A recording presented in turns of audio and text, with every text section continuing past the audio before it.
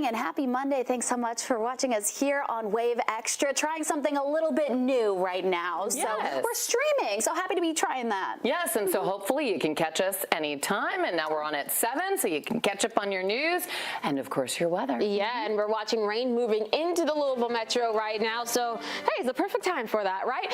We're seeing, of course, that flash flood warning still in effect for those of you in the northern portions of Lawrence County. That was for the heavier rainfall that you saw overnight, so it lasts until 8 a.m. But for the rest of us further to the south, we're also seeing some more of that heavy rainfall moving our way. One lonely shower pushing out of Jennings County, seeing some more of these downpours anywhere from Perry County into portions of Crawford County. Some pockets of heavy rain showing up in parts of Harrison County as well in Indiana.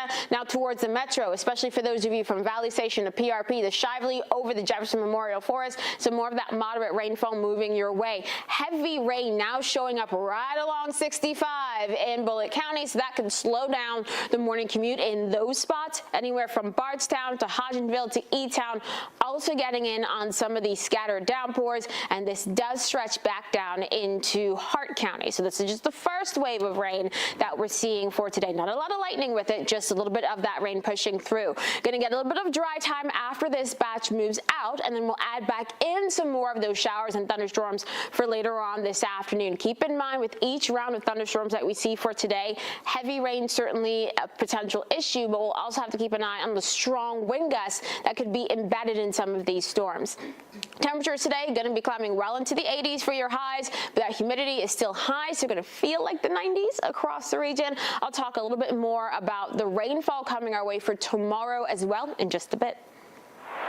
Wayne Lucas, his contribution to racing is immeasurable, and he will not be forgotten anytime soon. The horse racing world remembering one of the sport's most prominent figures, Wayne Lucas, passed away. The Hall of Famer won the Kentucky Derby 4 times. Lucas died Saturday night. He'd been dealing with a serious infection for a week, and we're now learning more about his condition. According to the Associated Press, 89-year-old Lucas had a severe MRSA blood infection. His family says the bacteria significantly damaged his heart and digestive system and made his pre-existing chronic conditions even worse. When he was hospitalized, doctors offered Lucas an aggressive treatment plan that involved multiple surgeries over the next few months and 24/7 assistance. Lucas declined it, instead choosing to spend his remaining time with his family. He passed surrounded by his loved ones. Wayne Lucas was a legend in the horse racing world. Wave Sports Director Kendrick Haskins highlights the legendary life the coach lived. When it comes to horse racing royalty, it doesn't get any bigger than the man they nicknamed the coach, Wayne Lucas. Wayne's been a presence at Churchill Downs dating back to 1989. Barn 44. I mean, everybody knows the Lucas gap, right at the 3/4 pole. I get up at 3 every day, and at 3:30 I'm out the door. It's that drive, that will to win, that propelled Lucas to heights that seemed unimaginable. I love the big arena. I love the competition of, going against my colleagues out here. It's a lot of fun for me. Lucas, born Darrell Wayne Lucas on September 2nd, 1935, grew up in a small town in Antigua, Wisconsin. He actually got his start in the equine industry training quarter horses and wasn't too bad, winning 24 world championships in 10 years before switching to thoroughbreds, picking up his first win at Santa Anita in 1977, and the rest, as they say, is history. I want to win it, so if we got a horse in it, I want to be competitive and win it. And when he did, Lucas picked up his first Triple Crown win in 1980, winning the Preakness with Codex. And there was nothing meek about her.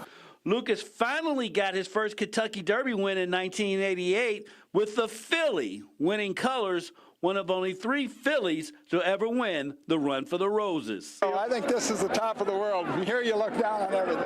That's super.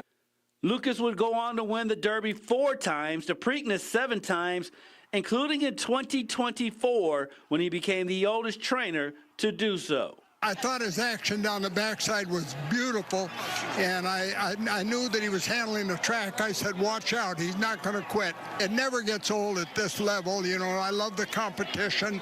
I love to get in here with the rest of them, and there's a bunch of good guys who are in this race. Lucas was also a 4-time winner of the Belmont Stakes and recorded a record 20 Breeders' Cup wins. I don't get caught up as much in the excitement. I'll get, feel the excitement and everything when they stick them in the starting gate, but the build-up and everything that goes with it, I handle it a lot better at 90 years old. Lucas was a 5-time Eclipse Award winner, and his horses won 25 year-end Eclipse Awards. Lucas retired with 4,953 career wins and will be forever remembered as a true legend. And so many great ways to describe him, but iconic, influential, idol. Those are just a few of the words that those closest to Dwayne Lucas would use to describe him. And, when we're on the backside on Derby week, he's always there on his horse. That's how he would train. And many say they never would imagine horse racing without him. As Wave News reporter Fernando Garcia Franceschini found out, there's one thing for certain: Dwayne Lucas will never be forgotten. As people from near and far made it to Churchill Downs for the last day of the 2025 spring meet, Armando Ramirez stood by in silence, thinking about the decades he spent working for the legendary Dwayne Lucas. It was a nice person to work with, so I never have any kind of problem with him or nothing, so he always give me good horses, that's for sure. Ramirez has been taking care of Lucas's horses since the 90s. He says he even has a collection of things signed by Lucas, a collection he won't be able to add any more memorabilia to. Sad, because, I know him since he was a teenager, really. I started working with him when I was young. I don't know horse racing outside of Wayne Lucas. Churchill Downs spokesperson Darren Rogers also knew the iconic trainer for years. Through their friendship, he got a close look at just how masterful the man nicknamed the Coach was. Wayne was one of the first to have his jockeys wear aerodynamic silks. Makes sense, with a jockey aboard horseback going, 35 to 40 miles an hour. And with Lucas bringing with him many firsts, Rogers says his legacy will live on forever, but not without leaving his community missing his unique presence. It's going to be strange looking at Barn 44, which has been occupied by Wayne here, dating back to 1989. With him not being there, it's just going to be, there's going to be a void. For sure. So many people offering their thoughts, including Larry Colmus, and as well as NBC's Steve Kornacki paying tribute, ESPN's Marty Smith recognizing him as a legend, and his longtime friend and Hall of Famer Bob Baffert, another trainer, says, "I hope that somewhere along the way I made him proud." They were very good friends, and Dwayne Lucas leaves behind his wife Lori, 2 grandchildren, 4 great-grandchildren. His son Jeff passed away in 2016. He had a training accident, actually, at Santa Anita Race Course in 1993. In 2015, the Homecoming Classic Stakes race was renamed to the Lucas Classic Stakes in honor of Dwayne Lucas. It's a $500,000 race that's run every September. Rogers says this year it'll take on a very special meaning without Dwayne Lucas. We're still waiting to learn about any plans to host a public ceremony that will honor him. The family says they will hold a private ceremony for immediate relatives first. Then they hope to share details on a larger celebration of the trainer's life in the near future. But in the meantime, they're asking for donations instead of flowers, so you can send gifts to Oaklawn or Churchill Backside Chaplaincy or the Thoroughbred Aftercare Alliance. In 2022, I had a chance to interview Lucas and his wife Lori at their log cabin that they live in here in Kentucky, very close to Louisville. Such an interesting house, but he shared with me too many of poems that he had written over the years. I mean, an amazing poet. And it's like, how does he have the time to do that? Because you would always see him out at the track, always, too. Yeah. Such a strong work ethic. Still to come on Wave Sunrise Extra, firefighters responding to a fire are ambushed and 2 are killed and another badly injured. We'll have an update on the accused killer coming up in just 2 minutes.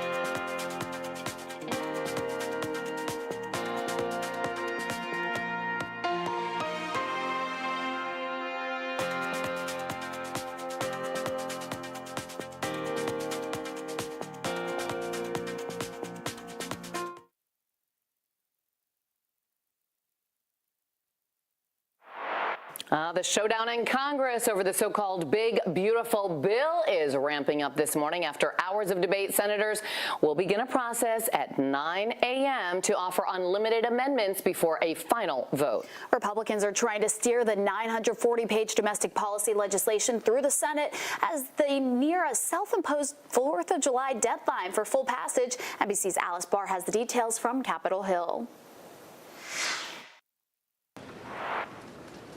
Today, one big debate on President Trump's massive domestic policy package known as the One Big Beautiful Bill.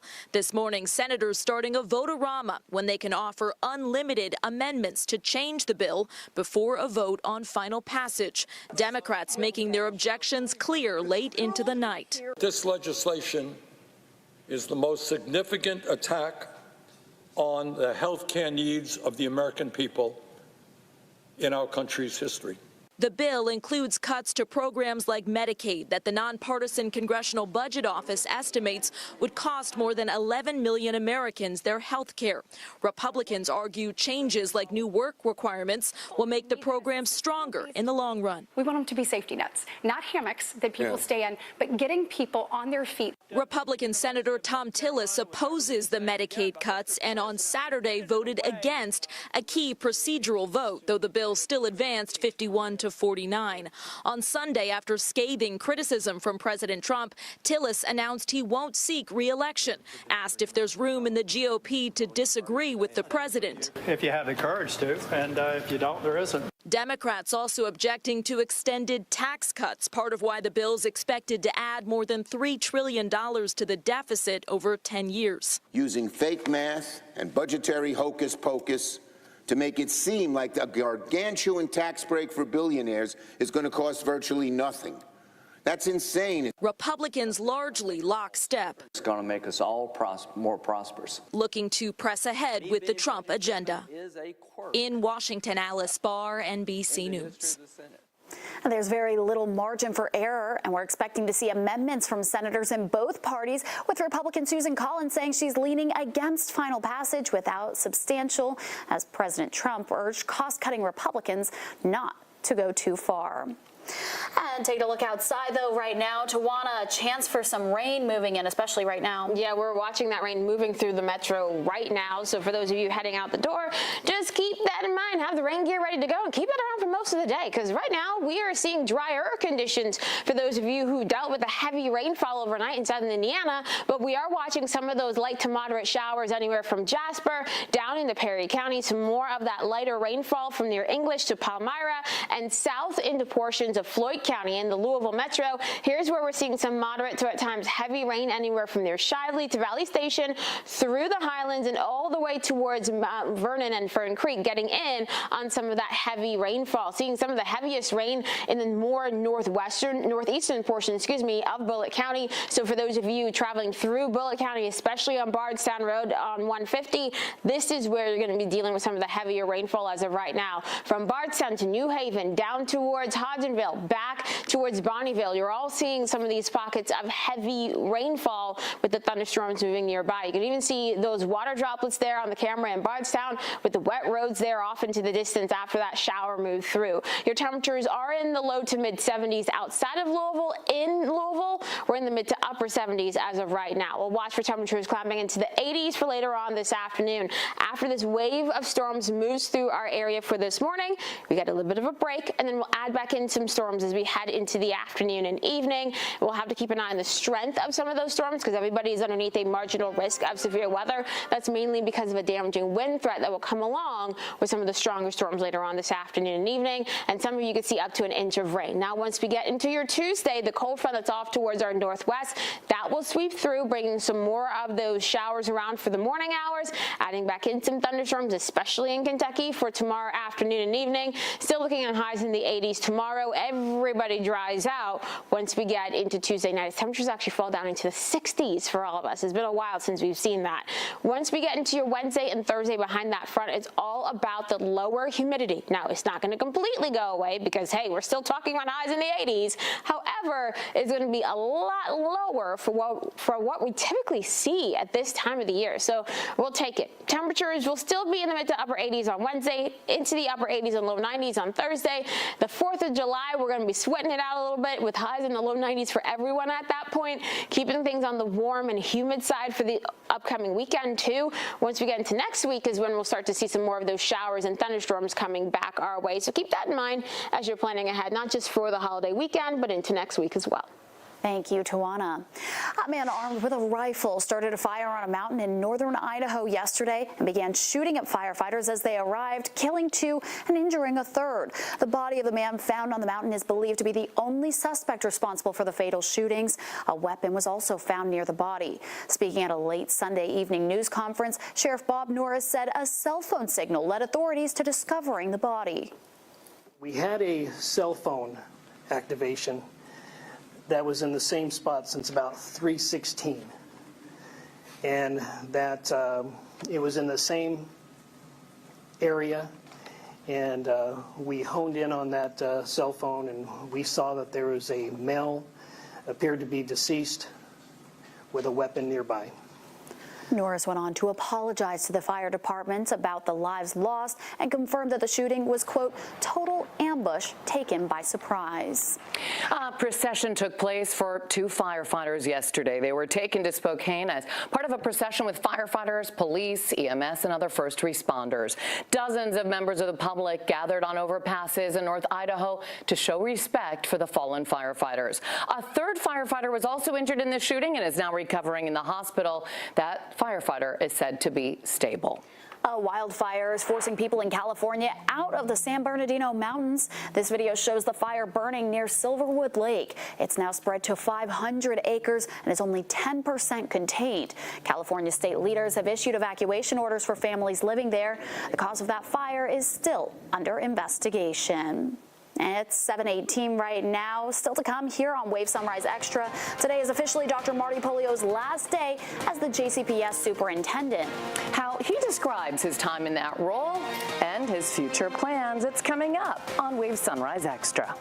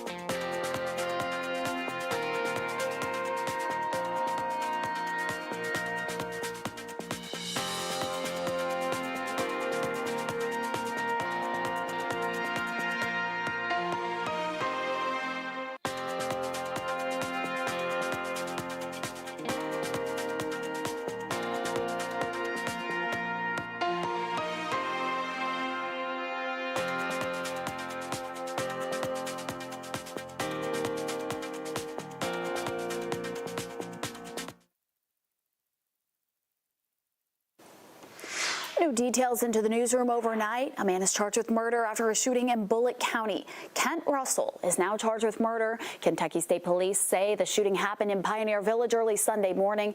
They say the victim, Aaron Welker, was shot in the head and died. Russell was at the scene when officers got there. He was later arrested and charged. That investigation is ongoing. 2 people are in the hospital, both shot in the Parkland neighborhood. LMPD says it happened around 2 Sunday afternoon on South 33rd Street, close to the Watterson and Garland Avenue. Police say the 2 men, they found them there. They should survive, and police have not named any suspects.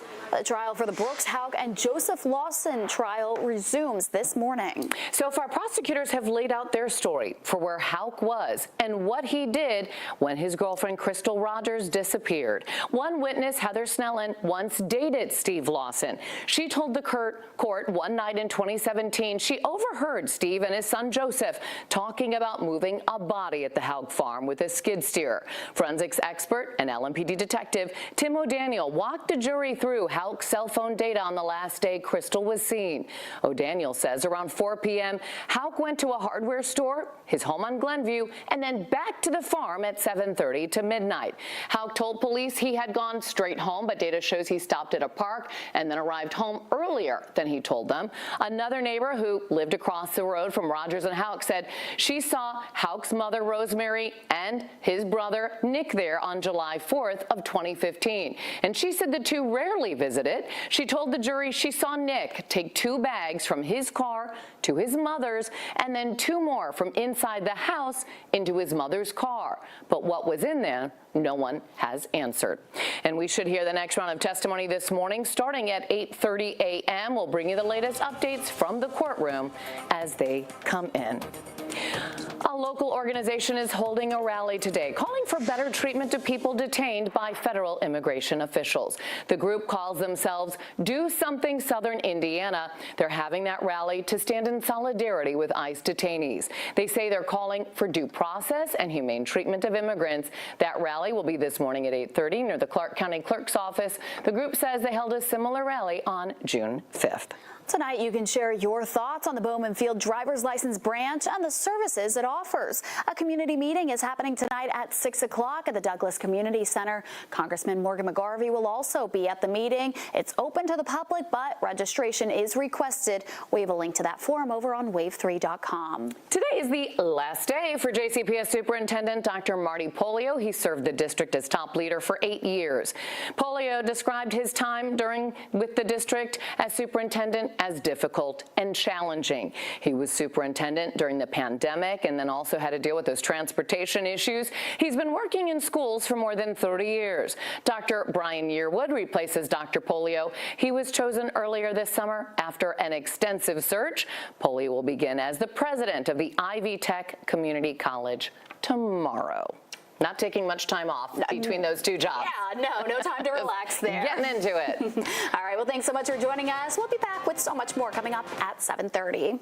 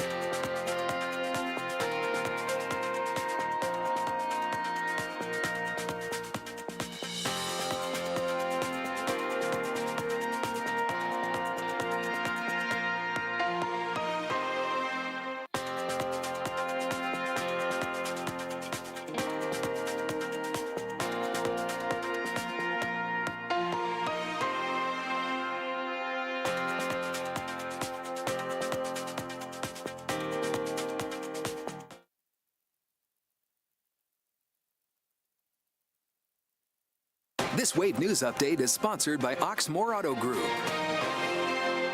Good Monday morning. I'm Shannon Cogan. Friends and fans continue to send condolences to the family of Dwayne Lucas. The Hall of Fame horse trainer passed away Saturday evening after a battle with a MRSA infection. We're waiting to hear on plans to host a public ceremony to honor him. The family says it will hold a private ceremony for immediate relatives first. Then they hope to share details on a larger celebration of the trainer's life in the near future. They're asking for donations instead of flowers. Those can be sent to Oaklawn or Churchill, Backside Chaplaincy, or the Thoroughbred Aftercare Alliance. He had won the Kentucky Derby 4 times and passed away at the age of 89.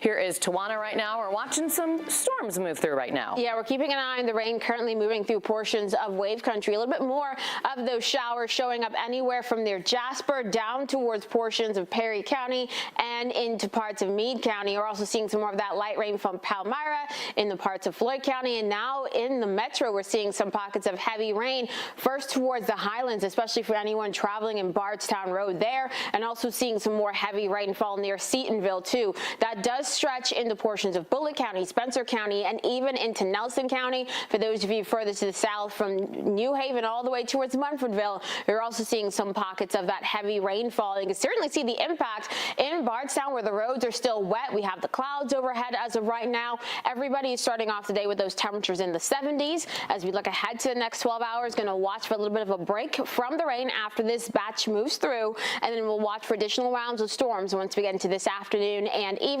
Some very heavy rain, some gusty winds possible with the strongest of those storms for today. Looking at your traffic, seeing some slow spots right now on 65 northbound near the Watertown Expressway. That's normal for this time of the morning.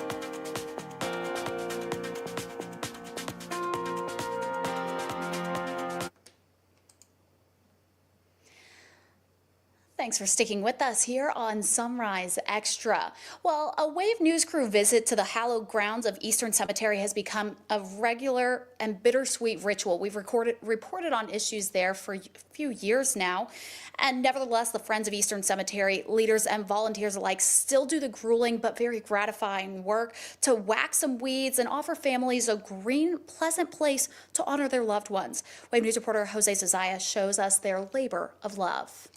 There's a lot of people that are buried here that founded and built Louisville. Jerry Curry also knew some of his relatives are laid to rest here among these luminaries. What he didn't realize until a few years ago was that someone would come out here certain times of year to keep things tidy, trim the grass with whackers and mowers. I didn't know Friends of Eastern Cemetery until I saw it on the internet. That's when I joined them. Curry's sweat equity is just one contribution from hundreds of volunteers who've joined since 2013. In the years after Eastern was abandoned, news cameras and documentaries have pieced together a history of overcrowding, of neglect. Nonprofit founder Andy Harpole says the work to dignify the cemetery happens with or without a large turnout. Eastern's almost 30 acres, and it takes a lot of good equipment, and even with the commercial equipment, we destroy that stuff too. Or even a legal reparation from those who were supposed to preserve this property. At this point, I believe that almost everybody that could have been held accountable has already died. This cemetery, Greenwood Cemetery, and Chardon, which are the sister cemeteries of this one, are basically almost like in a black hole state where there's no ownership at all. If or when a court rules on that title, Harpole says the Friends will be here every Sunday from now until around Veterans Day in mid-November. We're trying to restore dignity and respect to the cemeteries. That was Jose Zozaya reporting. Well, so many of us know the crazy weather that we've had this year. From tornadoes to flooding, Kentuckians have spent much of the year cleaning up from all the severe weather. 3 major disaster declarations have unlocked federal aid, with nearly 11,000 households approved for assistance, totaling over $77 million in FEMA funds. However, while all 3 have been approved for individual assistance, Governor Andy Beshear says only the February storm has been approved for public assistance. Thus far, we have not received an approval from the president for public assistance for either the April floods or these tornadoes. Just from the April floods, we believe that's a $225+ million hit to the state and to the counties. And that means if we don't get a decision by the president to offer public assistance, we may not be able to run our housing program as long as we have in the past. Storm survivors will have until July 25th to apply for aid from April storms and until July 23rd for the aid for May storms. Now, a heads up here for people. FEMA is calling and texting people who have suffered damage in recent tornadoes. Louisville Emergency Management wrote a post online urging people to respond to their calls and texts so their claims can be processed. The post further adds that these communications are not scams, but hey, I'm sure a lot of people were very, very cautious about those. And FEMA is closing multiple disaster recovery centers in nearby counties. The last day that you can visit the location in Breckinridge County will actually be today. Agents are at the McDaniels Community Center on South Highway 259 from 9 o'clock until 7. And if you still need help, you can visit recovery centers that are including in other states, but you can find all of those locations on FEMA.gov/DRC. Well, check this out. Some new 3D printed homes could make houses in Kentucky more resistant to severe weather. Somerset Community College is showing off a project they're calling Floodbuster 1. While the concrete it's using is more expensive than wood, the material should hold up better against storms and floods. And the people behind it say the automation will make the process cheaper and faster by saving on human labor costs. We've had concrete for 2,000 years. We've never had the ability to shape it in the way we can now. So this is going to open the doors for a whole new host of innovations and ideas, because now we can do something totally different with a material that we love. The printed home will stay at the college and be used for educational purposes. Homes meant to be lived in will be printed at the Bluegrass Veterans Ranch in Somerset. Weather experts are encouraging people to stay safe during Kentucky's summer storms. We've already seen some of those this year. Last year, the Commonwealth ranked 13th in the U.S. for the highest lightning count. According to one measurement company, there were more than 5.5 million recorded strikes. Kentucky also ranked 6th for lightning density, measuring 21 events per square mile. There are some theories on why those strikes are getting more frequent. We're seeing an uptick in lightning strikes on buildings, and I think a lot of that is just the rapid development in our community. Places that used to be a wide open field that could have been struck and nobody would have noticed is now a subdivision. Emergency management leaders say the safest place to be when the thunder starts is indoors, and if you can't get inside, you should just avoid some tall objects, wide open areas, and open structures. And I know so many people want to be still in the pool when they hear thunder, but probably best to get out there. Well, businesses in our area are feeling the strain from tariffs, and they warn of what it's doing to small businesses. Like Julie Kennedy, she opened Stomping Grounds Coffee Company nearly 10 years ago. She and her husband say the whole journey has been filled with highs and lows. The shop has survived construction on Dixie Highway, plus the global pandemic, and now faces the latest challenge, tariffs. Kennedy says green coffee beans are up 100%. She says they're also paying about $15 extra per bottle of caramel. That's why Stomping Grounds is one of many local shops having to raise prices, 14% to be exact. In a very short period of time, shipping was like this to like this. And when you have to focus outward to get things inward for your goods to provide for the community, it's really hard. Stomping Grounds took to Facebook earlier this month to make an announcement about the prices and the increase there. They say they've been supported by the community since putting up that post, and they hope people across Louisville will support other small businesses too. Well, this is one of my favorite spots. It's a beloved Nulu dining and drinking spot suddenly closed. On a normal weekend night, you would usually find people inside and outside on the patio there, garage bar packed with people. But yesterday, it was empty. Managers say they're shutting their doors, at least for now, not a permanent closure. In a social media post, the business announced a new owner purchased the bar. The post goes on to say because of construction disruption and the new owner's desire to evaluate the business, it'll be closed for a little while. The post says they will still open under the name Garage Bar, though, so it will be back. And a traffic alert for you right now. Construction will start to turn East Main Street in downtown Louisville from a one-way to a two-way. The east phase will change Main Street between Wenzel and 2nd Street, and you should expect to see some changing traffic patterns and lane shifts in the area when you drive by. And a heads up here, there's also a speed limit reduction on US 42 in Jefferson County starting tomorrow. The speed limit will go down from 45 to 35 miles per hour, beginning just west of Delhaven Avenue and extending eastward to west of River Road. So please keep that in mind. Don't want to run into any trouble there. Stick with us. We're going to take a quick break. We'll be right back in 2 minutes.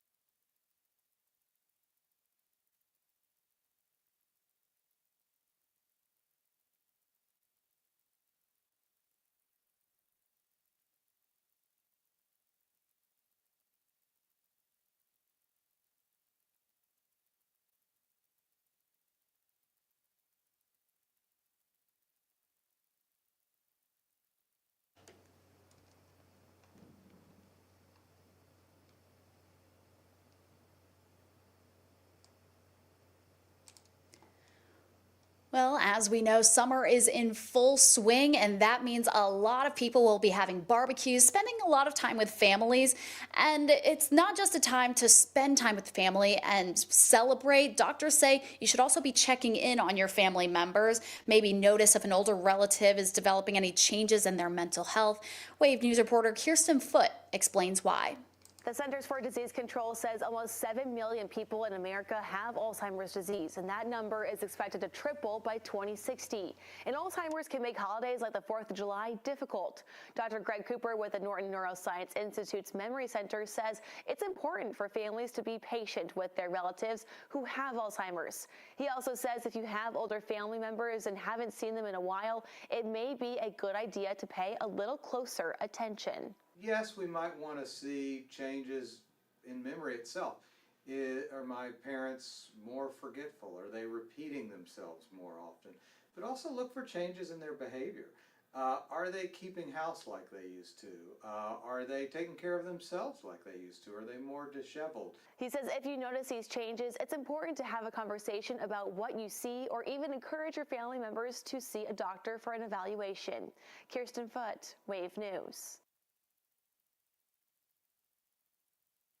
U of L Health's new interim CEO is a familiar face to a lot of people in the community. Chief Medical Dr. Jason Smith will step into the role while the company looks for a permanent CEO. Smith was the face of U of L during the COVID pandemic and has been outspoken against gun violence that sends people to his emergency room. Former CEO Tom Miller resigned last week, so that was effective immediately.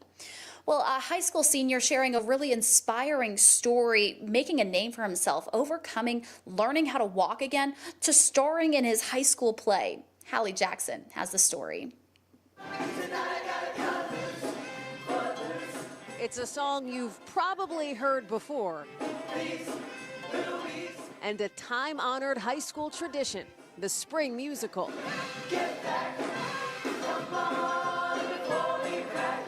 But there's never been a leading man quite like James Collada. A lot of amazing things happened in order for me to get that part. That's because James, just a few months ago, was far from the stage. I took a step and the ground just completely broke from under me. The high school senior was badly burned after a freak accident when he fell into boiling hot mud during a family vacation in Utah. Good job. It would take multiple surgeries and months of physical therapy just to be able to walk again. I remember taking that first step and just feeling no response from my legs. Relearning how to walk is a really interesting experience because we just take it for granted. We don't think about it. But when James heard his school, Herndon High in Northern Virginia, would be putting on Footloose right from his hospital bed, he got to work. There you go. Let's go with plank first. Oh nice. my gosh. That's the way, James. Wow. It would have been a dream of mine to get that role. So I really started focusing hard on not just being able to walk, but being able to move. On audition day, theater director Scott Bafumi said he brought it. We were not in the business of pity casting or like, oh, you know, this kid came back, let's give him something great to have his senior year. It was, he looked the part, he sounded the part, and he danced it. And in just a few months, James went from this to this. But I lost it somehow. Would you look at me now? In Footloose, the character of Ren is an outsider who overcomes adversity in a small town and gets everybody up and dancing again. And I just feel like there's something magical about that story and the mirrored life and the arts matching themselves.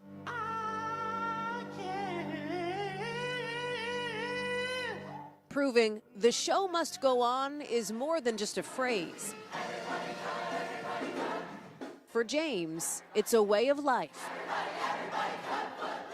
When I finally took that last bow, it was the greatest feeling of my life, and I will never, ever forget that.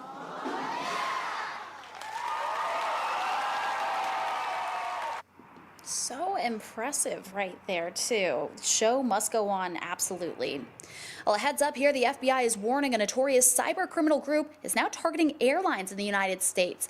The FBI said the network called Scattered Spider was behind the hacks of multiple airlines in the U.S. and Canada in June. The group is known for their aggressive efforts to extort or embarrass their victims. Hawaiian Airlines and Canada's WestJet both confirmed they were recently victims of the cyber attacks, but they didn't name the perpetrators. While the hacking has not affected airline safety, the FBI says that it is working with aviation partners to address activity and assist victims. President Donald Trump says there's a, quote, buyer for TikTok, but he's not saying who it is. In a Fox News interview that aired on Sunday, the president said he'll disclose who it is in about 2 weeks. He gave a hint, though, saying the buyers were a, quote, group of very wealthy people. I'm sure they have to be with a price tag there on TikTok. Trump said that he thinks he'll have to get China's approval for the deal to go through, though. It's been about 5 months since a law went into effect requiring TikTok to be banned in the U.S. unless it was sold off by its China-based parent company. Trump has, in turn, signed 3 orders delaying enforcement on the ban. The deadline for TikTok's parent company, ByteDance, to hand over control of the social media platform is now on September 17th. Well, if you're talking about TikTok, you can talk about the cultural impact it's made and all the different names it's coming up with. But did you know there's something new that they're calling Diet Coke? Apparently they're calling it the fridge cigarette, and it's making its way around social media. So this could be your Diet Coke while you're on your work break. It's one of its first posts to use the term on TikTok was in early June, and it now has 4 million views. Some people are having fun with it, sharing videos of themselves sipping on sodas as if they are taking a drag of a cigarette. And yeah, those Diet Cokes are very addictive too, so very interesting comparison there. We're going to take a quick break. We will be back in 2 minutes.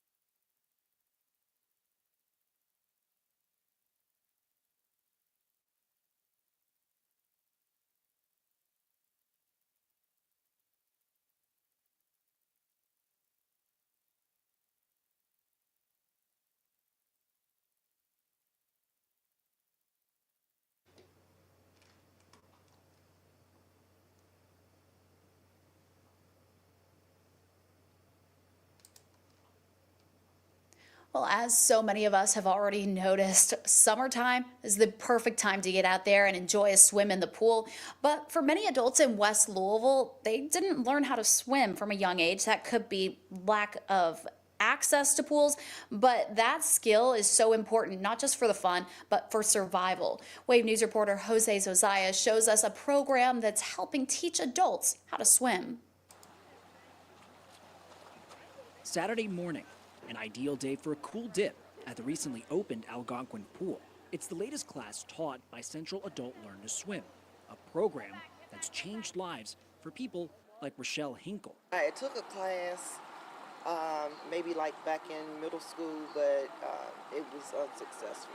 It wasn't too late either for Hinkle to get back into the pool last February. I tend to go fishing, and I figured it'd probably be best that I learn how to swim if I'm going to be, out on the water. By May 2024, the now graduate of Central ALTS was teaching others how to glide and float. Hinkle says diving into this challenge even opened up a new side of her personality. Then I started crocheting and doing things that I never had any intention. It just made me, it built my confidence. It boosted my confidence, I would say 1,000%. Central ALTS hosts these classes for free to adults of any age and skill level. For some experienced swimmers, like teacher Martin Lindsay, it's also about righting some historic deficiencies in investing in places like West Louisville. of facilities and public pools in black communities that have been lacking for a number of decades now. So we're trying to fill in that gap. When it's absent from the black community, that's a future educational path that's also absent. The American Red Cross reports more than half of U.S. adults can't swim or swim properly. And when an adult doesn't have the skills, studies show a child in that household has less than a 20% chance of learning themselves. Lindsay feels the life skills and social bonds that come with learning how to swim can help his peers set up the next generation of neighborhood kids for success. So we're overcoming that adult fear, that anxiety, the stories they're still telling themselves in their heads about what they can't do.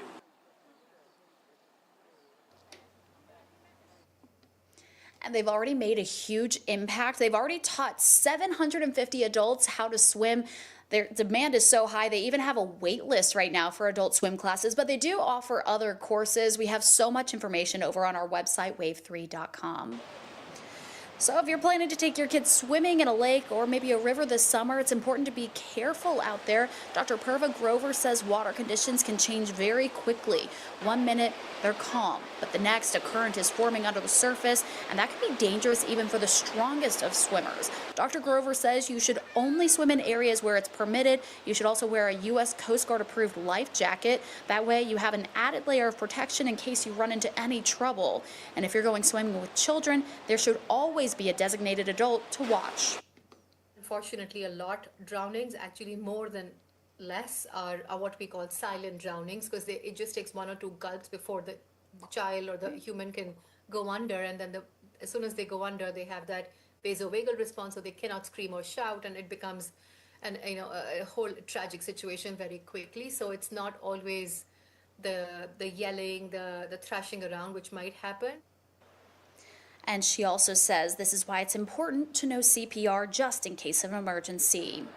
A legend of U of L athletics will have his name placed prominently on campus. South Floyd Street was renamed Tom Jurich Way over the weekend. Jurich was the athletic director for the school for 20 years and brought in big names like Rick Pitino, Jeff Walls, and Dan McDonald. He became emotional while talking about his time at the school. I wanted this to be a destination because this is such a special, special, special place. And it's hard. This is hard. I wanted our coaches to know they had full support. I wanted all our administration, everybody on this campus to know that they had our full support. Jurich's career with U of L came to an end when he became the target of a federal investigation into a pay-to-play scheme in 2017. The former athletic director would eventually settle a lawsuit with the school that got him $4 million and tickets to football and basketball games for the next 20 years. Well, thanks so much for joining us for Wave Sunrise Extra. We'll be here every morning starting at 7 o'clock. Can't wait to see you there tomorrow. Have a great day.